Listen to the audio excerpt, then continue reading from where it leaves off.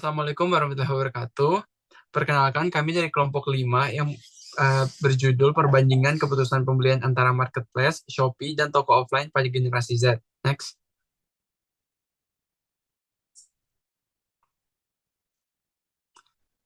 Berikut merupakan anggota kelompok kami, ada Ajinda Salsabila, Astria Chandra, Dianisa Zeni Nirmala, sama Walid Akbar Ismail. Next.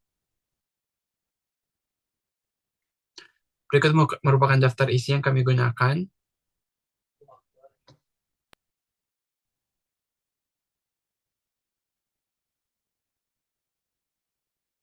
Selanjutnya masuk ke bab 1, bagian latar belakang. Kemajuan teknologi digital telah mengubah cara konsumen bertransaksi, terutama melalui dua media utama seperti Shopee dan toko offline.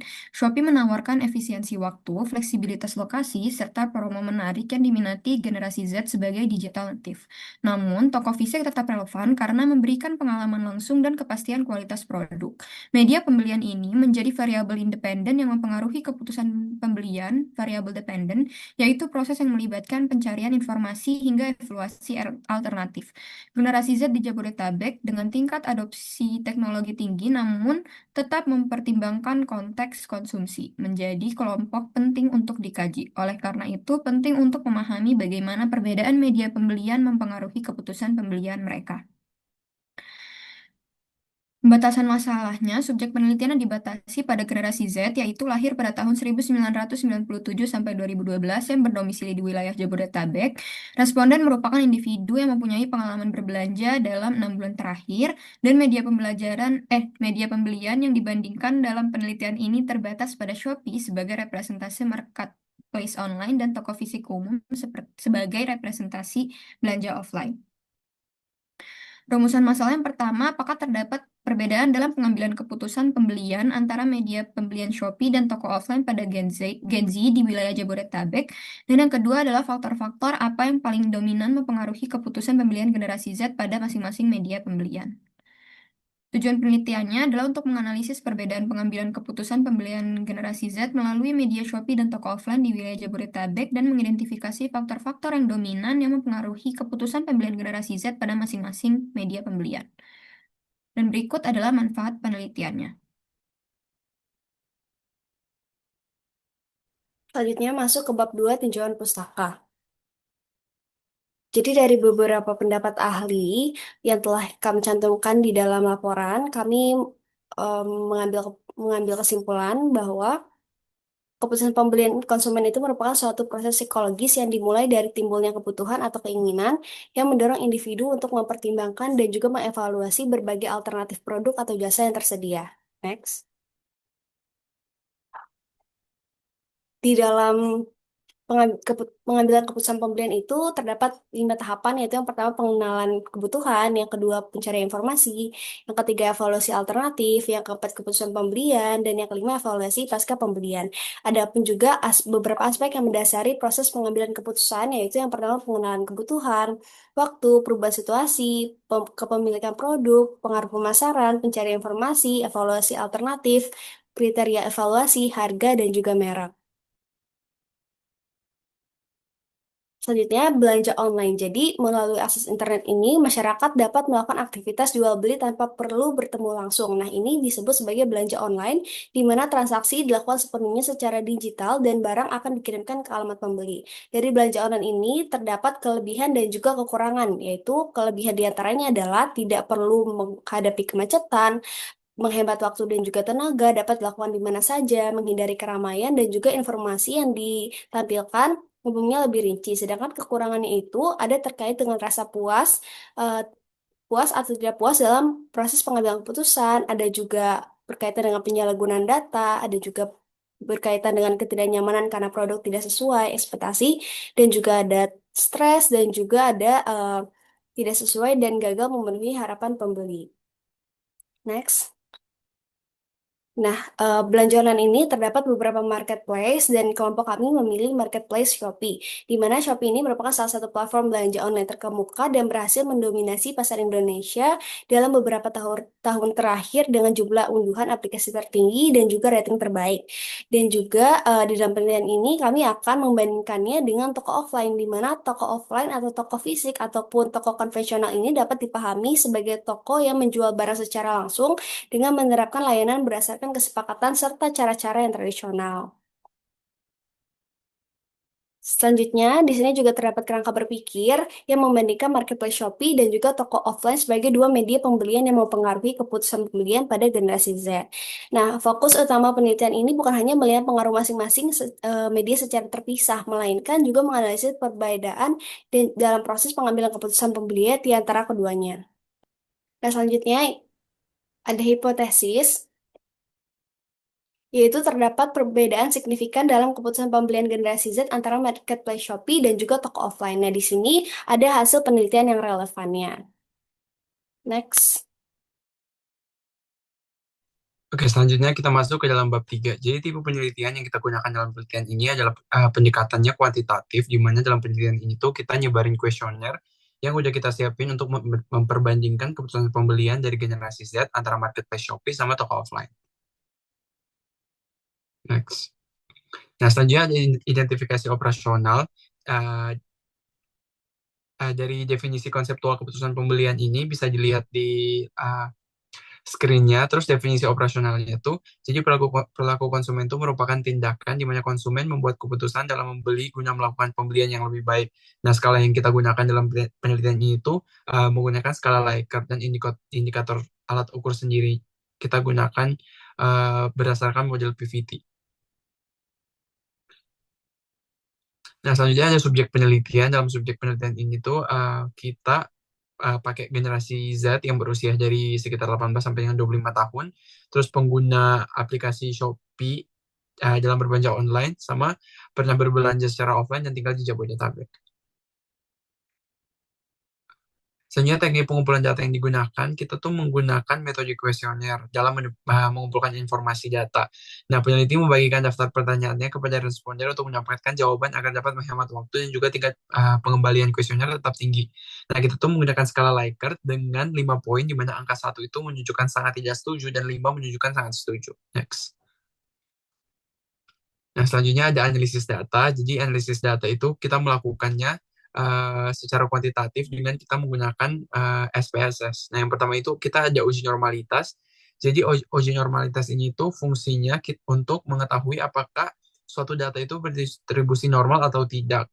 Nah, karena kita respondennya tuh di bawah 50, yaitu 30 responden yang kita gunakan, jadi kita pakai uji Savero-Wilk dengan kriteria pengambilan keputusan normalitas itu tuh, jika nilai signifikansinya p-value-nya tuh lebih besar dari 0,05 itu berarti dia normal, sedangkan kalau umpamanya dia kurang dari nilai signifikasi yaitu 0,05 itu berarti dia nggak distribusi normal. Nah, lanjut kita masuk ke uji reliabilitas. Nah, jadi uji reliabilitas ini tuh dilakukan menggunakan koefisien Cronbach alpha, di mana dalam instrumen penelitiannya tuh berada di atas atau sama dengan 0,60 untuk nilai signifikansinya. Sebaliknya, jika nilainya diperoleh kurang dari 0,60 itu berarti pertanyaan-pertanyaan yang digunakan tuh kurang reliable. Nah, punya reliabilitas ini tuh penting untuk memastikan bahwa item-item pertanyaan dalam kuesioner itu dapat mengukur konstruk yang dimaksud secara konsisten. Terus ada uji Mann-Whitney juga. Jadi uji Mann-Whitney ini tuh digunakan buat mengetahui apakah terdapat perbedaan yang signifikan antara dua kelompok independen gitu. Jadi kelompok responden yang melakukan pembelian melalui Shopee dan juga pembelian secara offline atau toko fisik, kriteria pengambilan keputusannya ini tuh diuji berdasarkan signifikansi total kurang dari 0,05 itu berarti ada perbedaan yang signifikan antara dua kelompok. Lebih dari 0,05 itu berarti tidak terdapat yang signifikan. Nah, analisis data ini tuh bertujuan biar mendapat jawaban empiris terhadap rumusan masalah dan hipotesis yang telah diajukan sebelumnya. Next. Lalu selanjutnya bab 4, hasil penelitian dan pembahasan. Gambaran subjek penelitian yang pertama responden yang digunakan diklasifikasikan berdasarkan jenis kelamin, usia, dan domisili. Lalu generasi Z berjumlah 30 orang dan domisili Jakarta, Bogor, Depok, Tangerang, dan Bekasi. Prosedur penelitian yang pertama, persiapan penelitian, landasan teori disusun dengan mengacu pada teori perilaku konsumen, faktor-faktor yang mempengaruhi perilaku konsumen, keputusan pembelian, serta preferensi belanja melalui marketplace Shopee, dan toko offline. Peneliti membuat kuesioner yang diadaptasi dari beberapa sumber yang sudah tertera pada layar, dan juga pada pelaksanaan penelitian dilakukan secara daring atau online dengan menyebarkan kuesioner melalui platform Google Form. Seluruh item pernyataan disusun dalam format skala Likert 5 poin. Pengumpulan data dilakukan selama kurang lebih 1 minggu dengan target jumlah responden sebanyak 30 orang atau lebih. Selanjutnya, hasil analisis data menggunakan uji normalitas. Ini merupakan tabelnya. Lalu selanjutnya, interpretasinya adalah dari uji normalitas, yaitu berdasarkan hasil uji normalitas menggunakan SPSS, didapatkan hasil untuk variable representation 0,024, sensory 0,068, skinorism 0,410, brand 0,456, price 0,274, reach 0,025, dan belanja online sebanyak 0,010, yang mana hanya variabel sensory, skinorism, brand, dan price saja memiliki nilai signifikansi lebih dari 0,05, yang berarti data variabel tersebut berdistribusi normal, sedangkan variabel reach. Lalu selanjutnya ada hasil analisis data. Ini merupakan tabel dari uji reliabilitas. Lalu interpretasinya adalah berdasarkan hasil uji reliabilitas menggunakan SPSS didapatkan hasil untuk variabel sensori 0,187, skinorism 0,791, brand 0,615, price 0,331, reach 0,842, representation 0,798, dan belanja online 0,811, yang mana variabel selain variabel price memiliki nilai signifikansi 0,60, yang mana berarti variabel selain variabel price reliable, dikarenakan variabel price 0,331 yang mana kurang dari 0,60 berarti variabel price tidak reliable. Lalu selanjutnya, ini merupakan tabel hasil analisis data dari uji Mann-Whitney-U. Lalu interpretasinya adalah, dikarenakan dalam penelitian ini data dari variable reach, representation, dan belanja online tidak berdistribusi normal, oleh karena itu peneliti menggunakan uji Mann-Whitney. Uji ini dilakukan untuk melihat apakah ada perbedaan median antara dua kelompok. Berdasarkan hasil uji Mann-Whitney yang telah dilakukan menggunakan SPSS, didapatkan hasil signifikansinya adalah 0,681, yang berarti tidak terdapat perbedaan yang signifikan antara dua variabel. Lalu pembahasannya berdasarkan hasil analisis data diketahui bahwa tidak terdapat perbedaan yang signifikan dalam keputusan pembelian antara pengguna Shopee dan pembeli di toko offline pada generasi Z. Temuan ini menunjukkan bahwa meskipun terdapat perbedaan karakteristik antara belanja online dan offline, preferensi konsumen generasi Z tidak berbeda secara signifikan dalam konteks keputusan pembelian.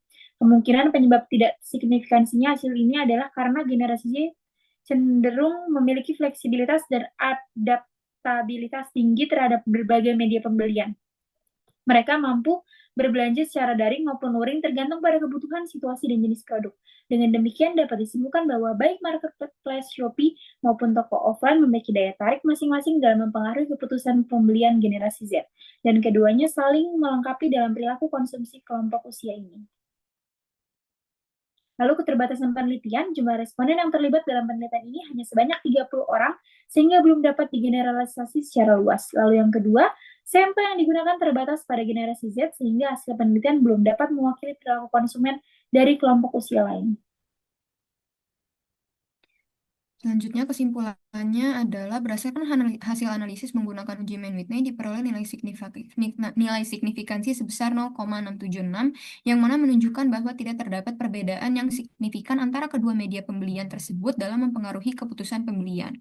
Dan hal ini menunjukkan bahwa generasi Z memiliki tingkat adaptabilitas yang tinggi terhadap berbagai media pembelian.